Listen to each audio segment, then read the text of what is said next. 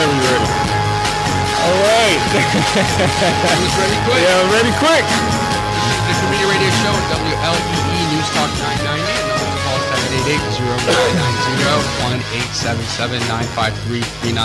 788-0990-1-877-953-3990. So, yeah, okay, real quick. We got a little insight, you know, for you folks listening. We want you to call in, okay?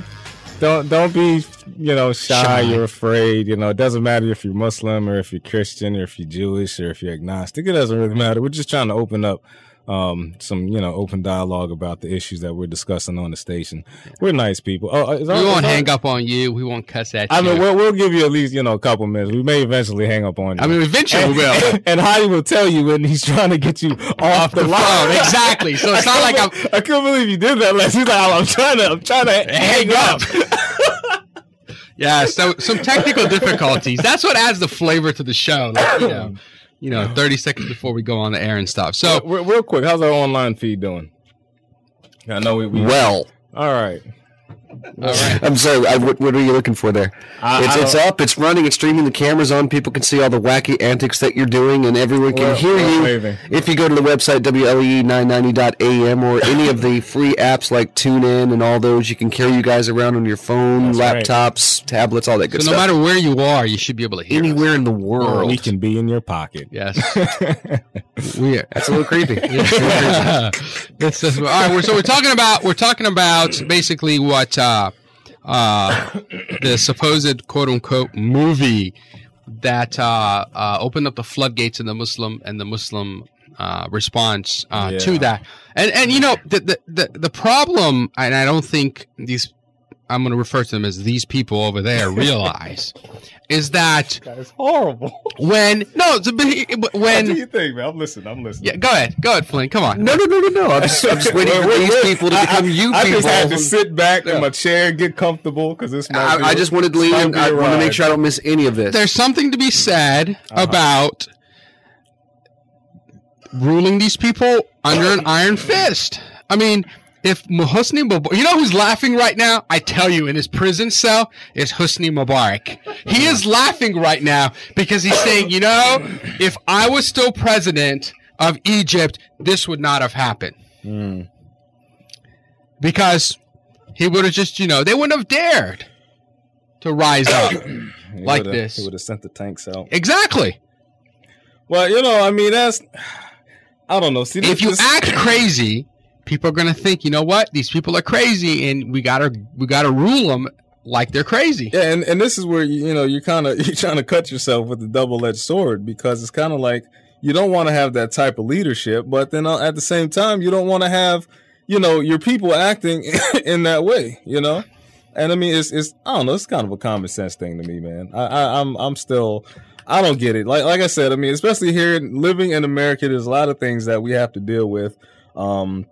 Due to the freedom of speech and things like that, that we don't necessarily agree with, but it doesn't mean that we just go down to the radio station and start pelting 20-pound rocks through the windows.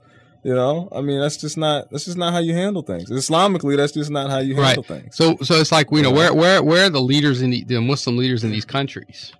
They're too afraid, I think. I think there's still a disconnect, between proper leadership, making sure that there's not the corruption and the side agendas that get involved. Because I mean, look, even here in America, man, I mean, the way that our leadership, system is set up, there's still a lot of side agendas. There's still a lot of, corrupt interests and things like that. And when that's involved, you don't necessarily get the most qualified person in leadership, the best person in leadership. And that's, if you don't have a good leader, you're not going to have a strong following. That's right. That's my opinion. The leadership. Now, granted, good leadership will prove itself and will get its followers. If you don't have followers as a leader, then you're not a good leader. Point blank. That's just how right. I feel. And tragically, from what reports that were coming out, particularly in Egypt, was that the more Islamist, or people are going to get upset at Islamist groups were upset that Morsi, the current president of Egypt, showed too much of a pro-America, quote unquote, response to what was going on, because he called off the protests on Friday. It's like, really, but I mean, in something that was positive that I saw, particularly coming out of Libya, because of what happened, was there's a lot of photos of people that had kind of, handwritten signs of apologies to the United States about what happened with the ambassador and the 3 other civil servants being killed. Gotcha. I mean, it was stuff like, you distracted me. You pointed to the screen. Sorry. Oh, we got a call from Sharif. I'll get to you. Yeah. I was going to say, because you have a call. You look like you weren't looking after asking. I thought I'd make sure you knew. Let me finish that. So the signs were something like, "America, we sorry for what happened. Yeah. This is not Libya." No. Like, so let's hope I can get this phone right. It's been like 8 weeks and hit number 1. Yes. That's the line, so yes. All right, Sharif. You're on the line. You're on there on the community radio show. Good morning. Good morning. Assalamu alaikum. Assalam. Yes. One of the things that you mentioned there was about the lack of leadership, but when we go to the essence, it's really lack of education for the ordinary person. The ordinary Muslims throughout the world are being led by people very easily because they themselves don't have knowledge of the religion. When you think about the fact that Islam, in my opinion, throughout the world has been suppressed by the leadership of the countries, the dictators. They suppressed education of Islam. That is true. So they were fearful of what true knowledge of the ordinary person in Islam was about. They knew they couldn't control the people if they were knowledgeable. So I think that's what we're seeing now. We're seeing ignorance being on display because our brothers and sisters throughout the world are ignorant of their own faith. That's a good point. Thanks for calling in. We do appreciate it. Welcome. Wow, that actually worked. Yeah. Not that I wanted to hang up on you, but I had to cut it off. So no. Yeah, I mean that's a very true to a good point. But I think fundamentally, you have this thing that's rooted incorrectly and falsely into the religion, and people react to it, and that needs to come from the top down. And it's not going to be something that's going to change. No, that I can't say. No, I don't think that. The things that are rooted in the religion, that doesn't come from the top. That doesn't come from the government. No, okay? Top down from the religious scholars. Yeah, but there's not that many religious scholars, and everybody. Every country has them. How do you think? No. The Muslim countries have them. You got to understand what we're saying in terms of the ratio of scholars to the population. Now, there's a lot of things that yes, the scholars need to, I guess, reinforce in terms of. Passing down the proper fatwas and things like that, or which is, the judgments or rulings on an issue. But there's a lot of, just basic knowledge and understanding that can be had from a lot of different mediums. You know what I mean? Because the thing is, if the imams are studying from the scholars, then the people have much more readily. I can't get my words out. Much more readily available access to the let me ask you a imams, question. And they get that knowledge from there. At the root of this, of what happened, is this notion that the Prophet is being blasphemed, and blasphemy in Islam is a crime. Okay. All right. That's what I mean. Is that's falsely and incorrectly rooted in Islamic by the scholars. Okay. Throughout the ages.